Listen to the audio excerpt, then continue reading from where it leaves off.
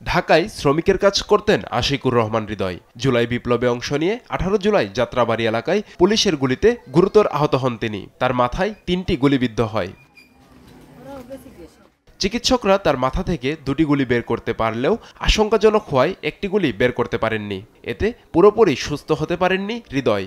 গেল বুধবার হৃদয় আবারও অসুস্থ হয়ে পড়ে। শুক্রবার বেলা 12টার দিকে তাকে বাউফল উপজেলা স্বাস্থ্য কমপ্লেক্সে ভর্তি করানো হয়। বিকেল 3টার দিকে চিকিৎসাধীন অবস্থায় তার মৃত্যু হয়। হয়তোবা উনি উন্নত চিকিৎসা হলে আল্লাহ হয়তো চাইলে উনি জীবিত থাকতে পারতেন। যদি সরকারি কোনো সাহায্য বা বরাদ্দ পাইতো তাহলে ইনশাআল্লাহ আমার স্বাস্থ্য হয়তোবা উন্নত চিকিৎসা করতে পারত। বিদায় আজকে ছেলেরা মারা গেল। নিজের রিকশা ও একটি গরু বিক্রির টাকা দিয়ে ছেলের চিকিৎসা করিয়েছেন বাবা আনসার হাওলাদার। তারপরও বাঁচানো গেল না ছেলেকে। হৃদয়ের উন্নত চিকিৎসার জন্য কেউ এগিয়ে না আসার আক্ষেপ পরিবারের। গুলি খাওয়ার পরে আমার মাইজাগুলো আসলে পরে আমরা জনজনের মাও গেছে, আমিও গেছি। আমার একটা অটো রিক্সা আসলে বেশি টানে গেছি, এরপরে গরু আসলে গরু বেশি এরপর আর ভিতরে দেখাইতে পারি। শনিবার দুপুরে হৃদয়ের দাফন সম্পন্ন হয়েছে।